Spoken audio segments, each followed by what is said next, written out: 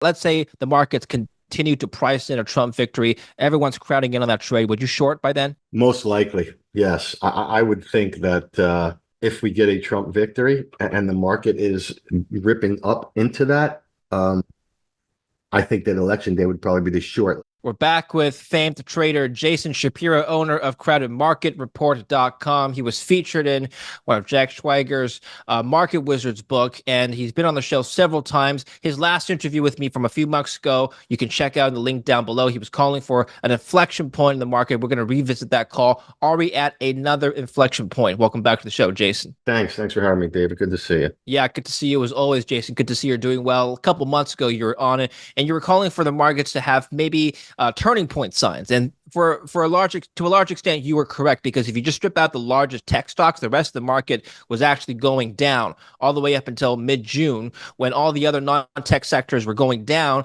except tech, held up by Nvidia and a few other big names. Now the reverse is happening. Now those tech stocks are flat, if not down, for the last week, and the other 9 sectors or 10 sectors have been going up. And on top of that, the small caps have been rebounding. So walk us through how you felt back then a couple months ago and how you're feeling now in light of new market developments. So I think on a general basis, we've had a situation here where, if we can argue that the market climbs a wall of worry, then we've had a number of the so-called worries being somewhat, not totally, but somewhat taken out recently. One being, this when are they going to cut interest rates thing has now become pretty clear that September is probably when they're going to cut interest rates. And two is obviously the election thing. It seems, I don't know if I agree, but it seems as if consensus has crowned Donald Trump as the next president, given what happened at over the last few weeks in the debate and with shooting and all that. And so those two things are seen as bullish to stock market, and therefore the stock market kind of rallied after them. So that wall of worry has been lowered at this point, which to me means that there is less upside going forward as the wall of worry gets lowered. There's less wall of a worry to climb. So people get in, and the more people that get in, the less chance of it continuing higher are. That'd be my general take on it. My second take would be, as I've talked about a ton of times here and elsewhere, I really look at positioning as my main guide. We did have it was either 2 or 3 weeks ago, and I put it on Twitter when it happened. The positioning in the Russell got way out of whack. And earlier in the year, and I've done quite a few videos on this, we had people talking about how they wanted to buy the Russell for the broadening out and all that. And I was not about it at all. And then about 2-3 weeks ago, I was about it, because it seemed to me, from what I was listening to, people had given up on that trade. And the data showing positioning showed that they had given up on that trade. It was the most short that they had been Russell in years. And lo and behold, what we had was the Russell, do an incredible outperformance there. And even like one of the guys who I think is my favorite fade was shorting semis and shorting tech the whole first part of the year. He gave up on that. And recently he started shorting energy and bank stocks. And again, lo and behold, look what happened. Suddenly the semis got killed and the energy and bank stocks are outperforming. So it's not necessarily him as a one-off thing, but it's him as a measure of consensus that then coincided with the positioning as well. So I think that's really what happened. I think that's what happened. There was a way offside positioning finally, and off it went. Now, my last point I would make is that I'm a believer that this market is not going to top. Is what I've been saying, that until we get a broadening out, because the bears were just remaining super bearish because of the lack of breadth. So my thought, trying to be contrarian about that thought, was that, well, once we stopped having a lack of breadth, they will give up on being bearish, and then they can get all in, and then we can go down. Now, we've clearly had that breadth thing happen. How long that's going to last is obviously the $1 million question, right? Is that going to be a 2-week thing, or is that going to be, a 6-month thing? And we don't know, but the positioning will, as it comes out, will give us an indication for when that is, right? So I think that's where we're at. I'm not like super bearish or anything. I do always like to see a bull market being led by higher beta stuff. Um, I think that's a sign of a healthy bull market. And we, for the last, really since last Thursday, when that number came out, the CPI number came out, that's not what we've had. We've had the NASDAQ, which is the higher beta stuff, start to underperform. I don't think that's a great sign. I don't know that I'm going to call that the all-time high for the stock market at this point, but I don't think that it's a great thing. Before we continue with the interview, I want to tell you about another way you can invest your Bitcoins and store them safely instead of using a traditional wallet or an exchange. Consider an IRA. Today's sponsor, iTrust Capital, is one such IRA that offers 35 crypto assets and the lowest trading fees in the crypto IRA space at 1% only. And being an IRA, it also offers unique tax benefits. If you'd like to get started and learn more, click on itrust.capital/David in the link down below or scan the QR code up here. If you're over 18 and you want to open a new account with cash or roll over an existing account, you can do so using my referral link. And if you use that referral link, you'll get $100 in signing bonuses. When you say the market, what market are you referring to? Because let's just talk about today. We're speaking on July 17th around 1 p.m. Eastern time right now, and the NASDAQ's down about 3%. It's been reported all over the news that the tech sector is dragging down the rest of the quote unquote market.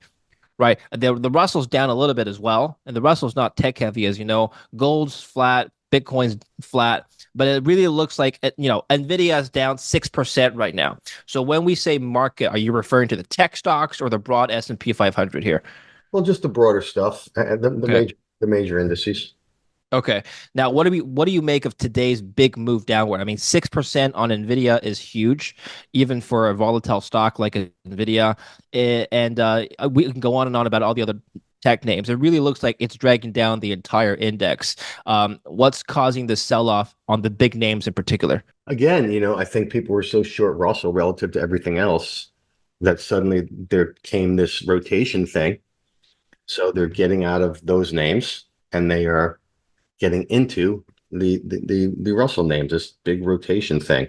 And the more it happens, the more they have to do it because a lot of people have been making good money on the whole momentum name thing and how that's unwinding. And, that's how unwinds happen. They start and you can't be too early because if you were too early in the past, then you missed out. So you wait, and then all of a sudden it gets to the point where the move becomes so big that you have to start getting out. Your risk manager knocks on your door and says, you got to start getting out of this stuff, right? Mhm.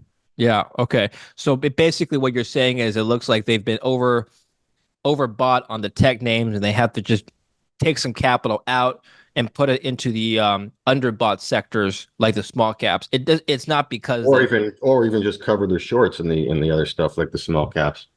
All right. One, So one or the other. bottom line, that you don't see this downward momentum continuing once the shorts are covered. It's back to the races for these tech names, maybe. I don't know about back to the races. I don't think they're going to crash or anything like that. I think calls for like, oh, Nvidia is going to crash and lose 70%. I think those are ridiculous, personally. But it doesn't mean that the market can't go down. We have a situation here where it's 100% in the market now that they will be cutting rates in September. There's a big belief out there that the market, once they actually do the rate cut, that will be the time to sell the market, sell the news type of thing. So there's a good chance that rather than that happening, people will sell in front of that and try to front run that trade, right? So we could probably go down into the rate cut would be my thought of that happening. And then we'll see how it reacts to the rate cut. But if it goes down into the rate cut because people are trying to front run that, then it probably goes up once they do the rate cut. But let's see what it does. There's no guarantee that that's what it does, but I think that there's a good possibility that does happen. Okay, so the Russell was at about 2,000 points just last week. It's now at 2239, so up about 11% in a matter of 1 week. Would you say it's crowded, quote unquote, crowded to the upside now, Jason? They were so crowded to the short side 2 weeks ago. I can't see that has been completely undone in 2 weeks. Although with the size of the move, it's possible. I wouldn't think they were super crowded long at this point, but they're probably not super crowded short anymore at the very least. And once it goes neutral for me, um, then there's no edge either way. You know what I mean? There's an edge when they're super crowded one side or the other. When it's just like neutral, that there's really no edge either way. So my guess is they'll probably be pretty neutral by now. Is there a sector or type of stock that you're either neutral on or you think is not crowded at all? I don't think energy is very crowded here. I'd say that would be You talking about like energy stocks or WTI or crude oil or yeah, both. okay. They were earlier in the year. That's all I heard from the people that didn't want to chase the tech stocks and had missed the whole tech stock boom. They were looking to buy these things, energy and banks. We heard that all the time, right? And industrials, and something I had commented on many times. And then, like I say, about maybe right around the time I talked to you, or a little bit after, they started giving up on that trade and saying, "Screw it, it's not going to work." You know what I mean? These things are dogs. And like I said, then we found that to show up in the positioning about 2-3 weeks ago in the Russell massively, and they gave up on it. And so now, of course, they're working. Overall then, so your sentiment is still positioned to the long side, Jason, in the sense that um you think there's still more upside to come I for don't really the think that next there's much edge on either side of the market right here. yeah. I think that when the Nasdaq is lagging the rest of the market, that is not a bullish sign. So I certainly am not looking to be long right here. But I am also not looking to be short. There are times when out is probably the best risk reward trade, and I think that's where we are right here. So like I said, the Nasdaq's down about 3% right now as we speak. Is there a particular decline level in which you would say, all right, enough's enough, that's enough selling, it's time to get back in? I'm not a level guy. I'm not that good. I'm a tape reading guy. So Yeah. when it can rally on what would be seen as otherwise bad news, that's when I would be looking to get back in. Um, Okay. but other than that, we have to wait for that to happen. I like the tape to tell me what to do rather than me tell the tape what to do. Wait, sorry, what do you mean rally on bad news? What kind of bad news are we talking I about? don't know. Let's say Nvidia earnings came out worse than expected. Ah, okay. And let's say Nvidia is already off 20% from its highs or something, right? Yeah, yeah. And Nvidia probably goes down on that news, but then rebounds and closes up. That would be sort of the tape telling me that maybe now's the time to get back in. How do you gauge sentiment? Maybe walk us through this one more time. How do you gauge the crowd sentiment in any given market? I mean, I look at positioning, which I look at the commitment of traders report to determine positioning. Um, and then I just read and I listen to what people say. I have a bunch of people that I know and listen to that have a tendency to be wrong a lot. And when they all kind of are lining up the same way, which they often do because they all kind of think the same, Yeah. uh, that's when I think that there's opportunity. You look at the put call ratio options. I look at it, but it's not something that I use very much. Okay. Valuation metrics for longer term investors. This has been making the news. The Warren Buffett indicator, which is total market cap versus GDP, has never been higher. When someone throws a stat out like you, does that make you respond at all? There's two ways to look at that stuff, right? Yeah, One is, okay, the Warren Buffett indicator has never been whatever, higher, I guess would be the word, right? sure. And you could say, okay, that means the market's overvalued. Or you could say to yourself, well, why is that? Is the market telling us something, right? Um, I think that, and that will all come down to the sentiment of it all. If everybody's talking about that, then I don't think there's a lot of alpha in it, personally. But, you know, on a valuation basis, unless you can tell me what the next 10 years of earnings are going to be for the S&P 500, I don't know how we can have a conversation of valuation, right? To compare valuation to history, it's easy to do. Hey, the S&P historically is here and we're here. I mean, where are you going to make money in that? You have to talk about, the market is valued based on future, right? And we don't know the future. So unless you can tell me what the future earnings are, I can't really have a conversation of where valuations are, right? But trailing PE doesn't mean much to you. You're looking forward PE, is what you're saying. Forward PE, but is it accurate? Because we don't know what these things are, right? I mean, the markets, believe it or not, don't move on next quarter's earnings, right? They might move in the short term on that, but they're discounting in years of future earnings. And I don't know how anybody can tell me what that is, in particular with the unknown of this AI thing right now, right? Is AI going to be, the greatest thing that ever happened for earnings and for productivity? Or is it not? And I don't know the answer to that. But if it is, then maybe that's why the market is at such high levels, right? Because there's going to be so much productivity over the next 10 years that it deserves to be at higher levels than it's ever been before, right? I think you could make that argument, and you could be wrong about it, right? You'd be wrong that AI is going to do that. Maybe it's not. I wish I knew. I certainly don't. I don't know that anybody does, unfortunately, and that's what makes a market, obviously, is the unknown of the future. But if, in fact, that ends up happening and earnings go up a lot over the next 10 years because of that, we will be able to look back and say, oh, that's why, these things were so high relative to history in 2024. It's because this productivity boom actually happened, right? Okay. So, in other words, I don't know that there's value in that stuff to me. At Fair enough. least, at least So not if I were a trader and I were to say to you right now, Jason, look, I've been waiting for the big tech stocks to pull back because I know that once they do, it's going to pull back or pull down the entire index. That's happening right now as we speak. So just looking at what's happening now, and I guess over the last 2 days, I think it's time to get out of the markets. I'm going to take profits now. What would you say to me? go for it. I mean, does that make sense what I just said? I think it makes sense based on some of this tape stuff. The fact that the Nasdaq is underperforming now, it makes sense. Um, yes, that's what the tape is telling you right now. So that's what you want to go with, right? But again, if the tape starts telling you something different, then you have to go with that as well, right? As Okay.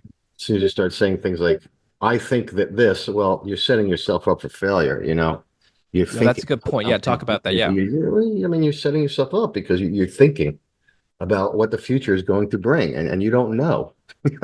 Nobody Okay. knows.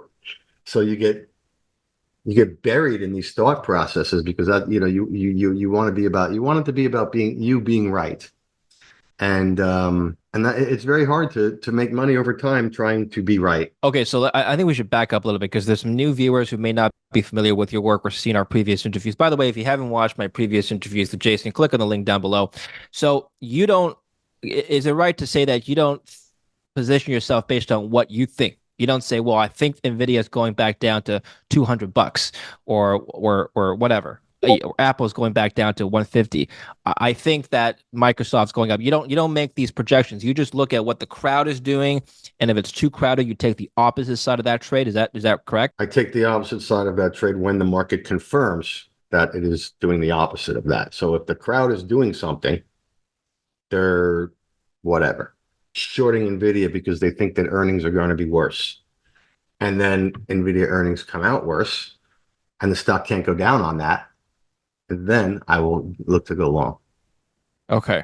So it's a combination of being crowded. Things can be crowded for a while, and trends can continue for a while, right? But they end when they fail to respond positively to good news or negatively to bad news. So that is how I approach it. Yes, combination of contrarian position and market confirmation. So right now is kind of an interesting time because the rotation is happening. It was really crowded. The Russell was really crowded to the short side. Now you're saying, well, I don't know, maybe kind of neutral. What do you do right now in the middle of a rotation? Do you wait for more confirming signs or do you take action now? I'm flat the stock market. So I mean, I trade in 35 markets, the currencies, the commodities, the fixed income. So I take the trades that are giving me what my process is giving me. That's all I do. And Okay. from there, I can then maybe build a macro thing based on that. But I don't even trade on that. It's just for sort of Yeah. what called shits and giggles to talk about macro and all that. Um, but really, I just trade my process based on things are way overcrowded and the market is reacting a certain way, and that's all I do. I'm gonna throw something out at you. The small cap started moving up on July 11th. That was the day that the CPI report came out, and the last CPI report showed June CPI down 0.1% of the month on the year, up 3%, which was down from 3.3%. But basically, inflation's cooling. On the same day, the Fed funds futures jumped up to an 80% chance of a cut by September. So perhaps now the market's just pricing in a Fed cut Is that what's going on, Jason?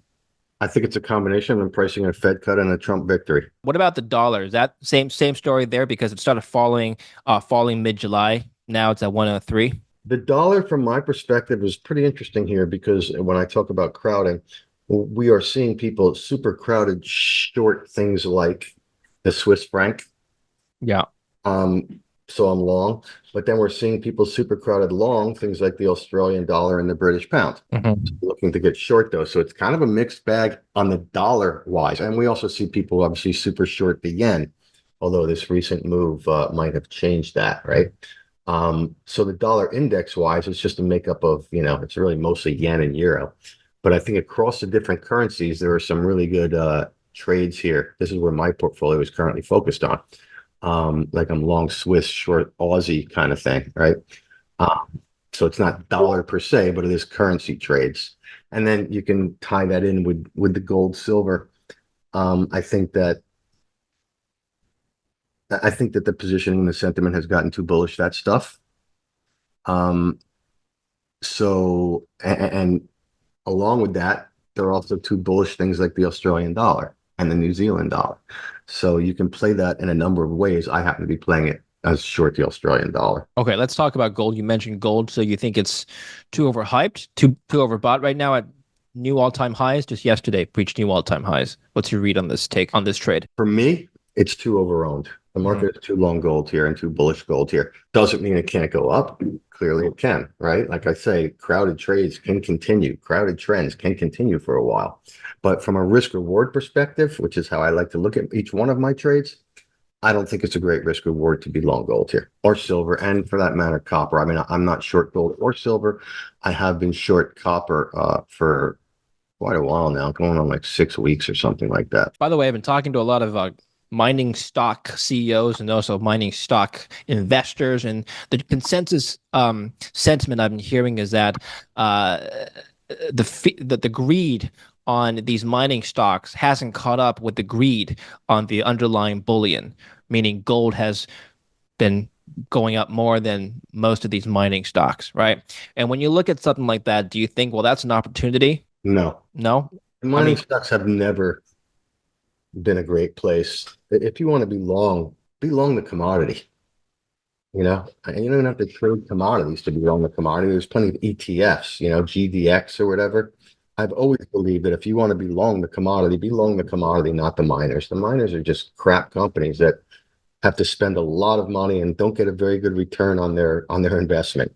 Is my So be long the commodity. okay, I mean I don't look at it that's like, oh, gee, gold's gone up a lot and the miners haven't, so therefore, buy the miners because that's an opportunity. I think that's a horrible way to look at it. That's telling me that you don't think that the market has any efficiency whatsoever. And you're not the only person looking at mining stocks. There's a billion people out there looking at mining stocks. Uh, so I don't think there's any real alpha in trying to do that type of thing. You want to be long gold?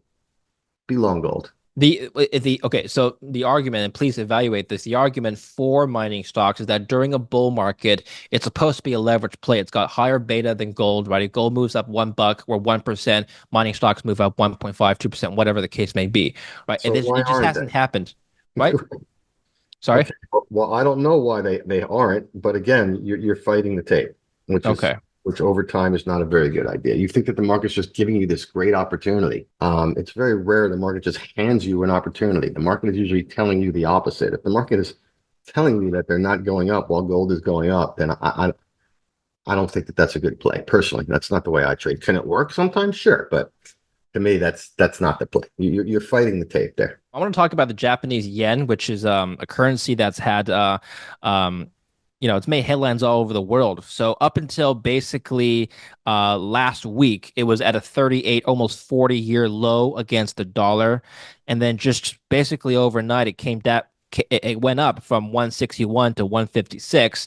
It's been widely speculated that the Bank of Japan intervened. Let's take a look at that trade. Just from your perspective, how would you do anything about this, Jason? So again, from a positioning point of view and a psychology point of view, people have been talking about the yen for months and the speculating that the Bank of Japan was going to intervene. And they did intervene a few times and it didn't do anything, right? The positioning stuff in the yen futures didn't show massive crowding until literally, again, a week or two ago. Um, and so then on Thursday, we had a weaker number in the US, which is bearish US dollar. The yen went up along with the other currencies. And then the Bank of Japan pushed it, right? They found a great opportunity to let's push it. And they did. And that was the trade at the time. I personally did not have it on, did not catch that trade.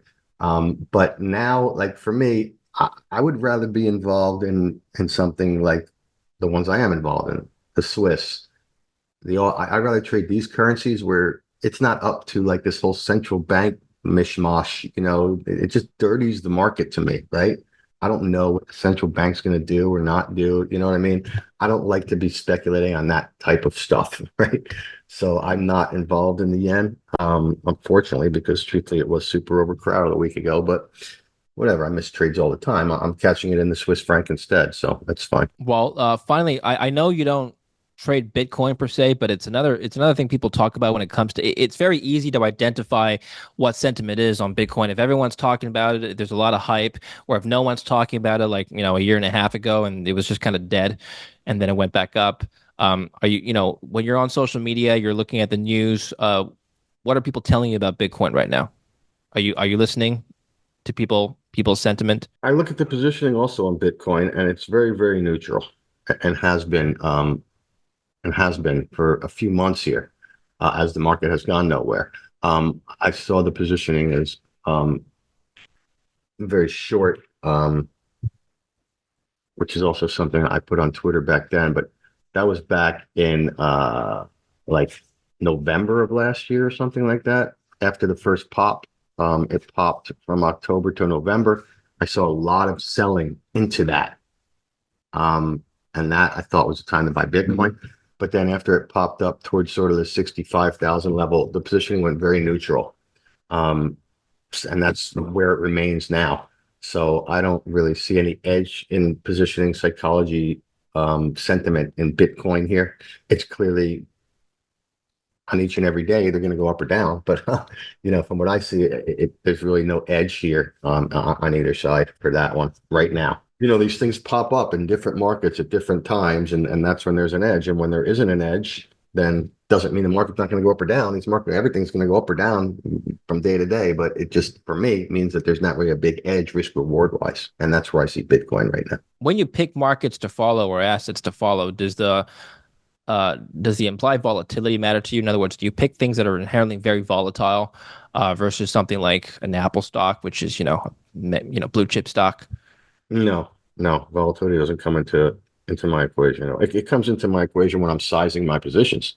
The more volatile the asset is, the smaller my position size will be because I'm trying to keep a similar risk per trade. So if something's more volatile, I can't put as much on as I can on something that's less volatile. But other than that, it doesn't have anything to do with me looking at what I'm going to enter or not enter. Speaking of volatility, the VIX is up as it should be because the rest of the market's down. It's at 14 now.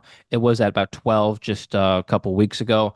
Do you look at the VIX? I watch it, but it doesn't, again, have anything to do with how I'm going to trade or anything. It doesn't indicate fear in the market. Like if everyone's fearful right now, maybe get back in. You don't look at it that way. Not really. I look at positioning to tell me if people are fearful, not so much VIX. I mean, the VIX, as you just said, is just a function of price of the market, right? Market Right. goes Yeah. up, VIX goes down, market goes down, VIX goes up. Okay. Like Fair at enough. what level is it fear? Is it 20? Is it 25? Is it 40? I mean, where did the VIX go in 08? Uh, it's just like any other thing. I think that trying to fade price, I believe the VIX went to 70 in 08, right? So if you were trying to buy the market because it went to 40, you lost out, right?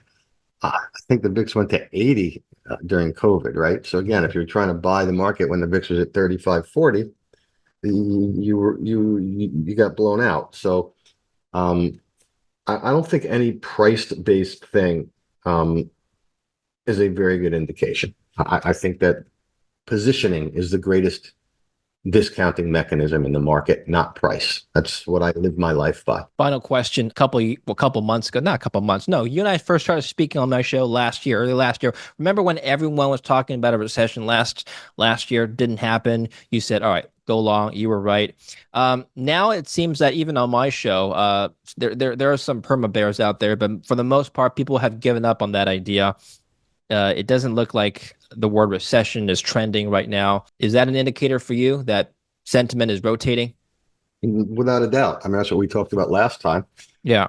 And I think it's even more so now because, like I say, now people are really discounting in the lower rate and are discounting in the Trump presidency, and so they're really starting to flip on all that. The thing about recession, obviously, is for whatever reason we have grown into a society that can't ever accept recession. So as soon as there's signs of recession, they'll be cutting rates, and if that doesn't help, they'll be printing money.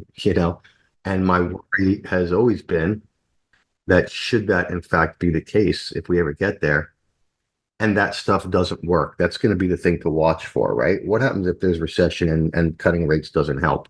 What do you do next? Well, what happens if there's recession and printing money doesn't help? Well, now you're out of options, right? And with the whole, I don't want to build this whole end of world thing because I think it's horrible, but that is the end of world situation because if those things don't help and we have this, huge debt load and all that, as we all know, then we're going to be in a lot of trouble, you know?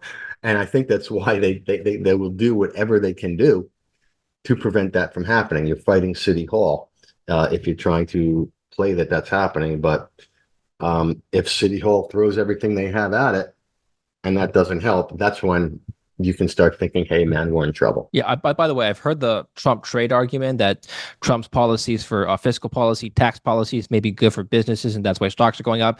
And indeed, the stock market did go up during the last Trump presidency. But let me make the counter argument that stocks went up under Biden as well, except for 2022.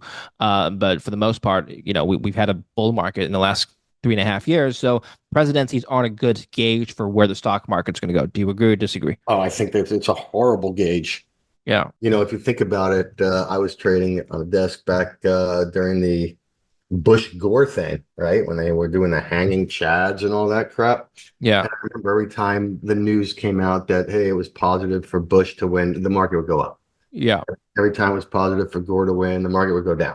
Thinking, oh, Republicans were good for the market, Democrats were bad for the market. Well, Bush won, right? It was during his term that the market had the biggest crash in history, right? So one has nothing to do with the other. In fact, I may have it wrong, but I do believe that if you look at it over time, the markets have done better under Democrat presidencies. Right. But again, it's just 50-50. It has to be one or the other. For sure.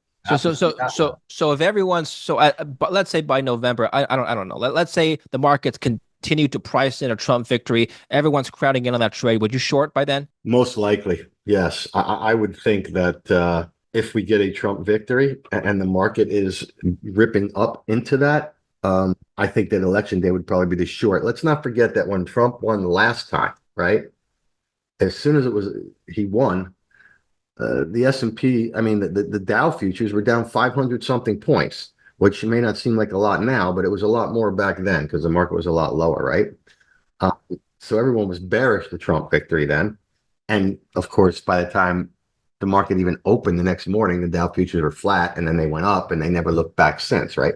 So now everyone has come to the conclusion that a Trump victory is bullish. Back then it was bearish.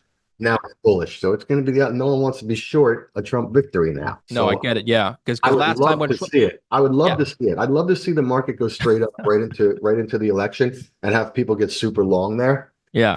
Give a great opportunity in my eyes in so many ways to get short. Now, I won't do it unless the positioning is there, right? That keeps me out of trouble. But I'd love to see that all line up like that because I think that would be a great, great trade. All right, that's a short argument. So again, right now things are kind of neutral, kind of flat. What about a long argument? Could you make a narrative? Can you think of a scenario in which people are just so the market's so oversold and perhaps it's rotation news that you think, well, maybe now we should long? I mean, the number one argument for being long is that it's a bull market. And most of the time it's a bull market, you know what I mean? And Yeah. everybody's Oh, I see. waiting Yeah. this bull market for how long, right? And they've been getting run over, right? They make all these things. I hear guys on your show, they make all these arguments, this, that, and I just made the super bearish argument, right? With the whole debt and the whole thing. But the truth is, the market goes up over time. That's the number one bullish argument, right? The number two bullish argument I'd argue is if this AI is real and if it does what people claim it can do, and et cetera, then that's probably pretty darn bullish, But right? what indicators were, I guess, news or whatever story you want to assign, would you look at to give you a conclusive piece of evidence that we are now in a new bear market? Let's just hypothesize here. To me, there's two ways that the market has a chance to go down a lot. One is if people finally capitulate and get long. If all these perma bears finally capitulate and get long, right? I don't see them doing that. I've been listening to these people for 2 years, right? The higher the market goes, the more bearish they get. They are not capitulating, right? Um, so I see a very small opportunity, a very small chance that that is what's going to happen. They're not going to give up now. They've been shorting NVIDIA for the last 600%, right? They ain't going to give up now, right? So I don't see that happening. What could happen, I think, and I've been talking about this for a while and it hasn't happened, is we could get a dip of 10, 15%, right? And then they could get in and say, oh, okay, this is the dip we've been waiting to buy. And then they load in on that dip, and then the market goes into bear market. And the last time we saw something like that was in COVID. The first week, we came into COVID, the market was pretty neutral positioning wise. COVID happened, market went down for a couple of weeks. You have to remember, we didn't know what COVID was after the first week or two, right? Some people thought it was just like bird flu. It wasn't going to be a big deal, right? And so they bought the crap out of that dip in the first 2 weeks. And the market bounced a little bit. And people bought the hell out of that and got super long. And then that's when, after that, after they got super long, that's when it really had the big COVID fall. So we could get something like that again, right? Where, like I said, we drop 10, 15%, the VIX goes to 25, 30. Everybody gets excited, like, okay, this is the chance to buy.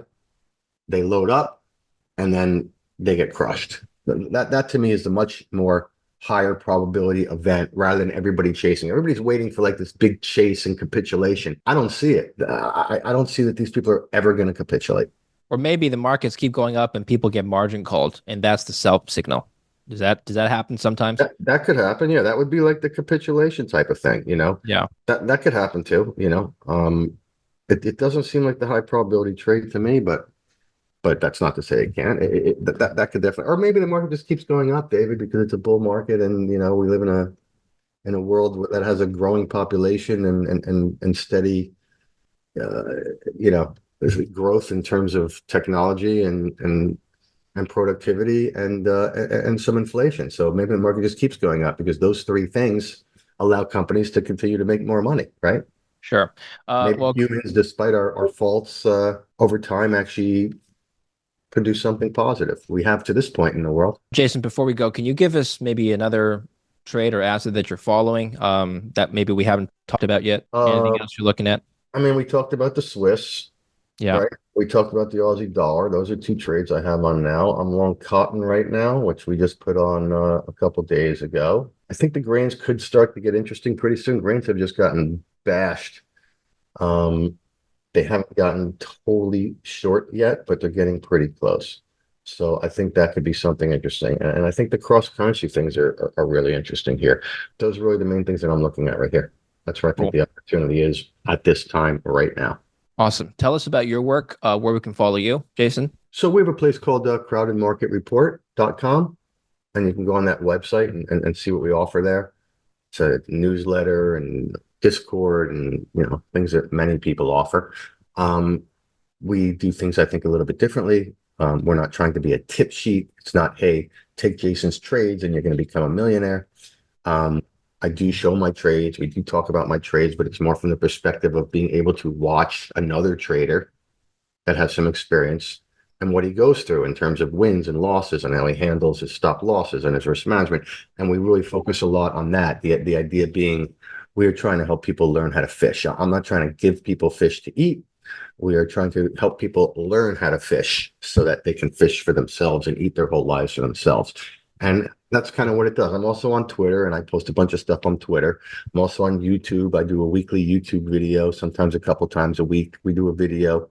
And we have a Substack, which we send free stuff out once or twice a week as well. So you can check out all those places. All right, fantastic. Thank you very much, Jason. I always appreciate your updates, and yeah, great calls in the last year. So we'll see what happens next. Appreciate it.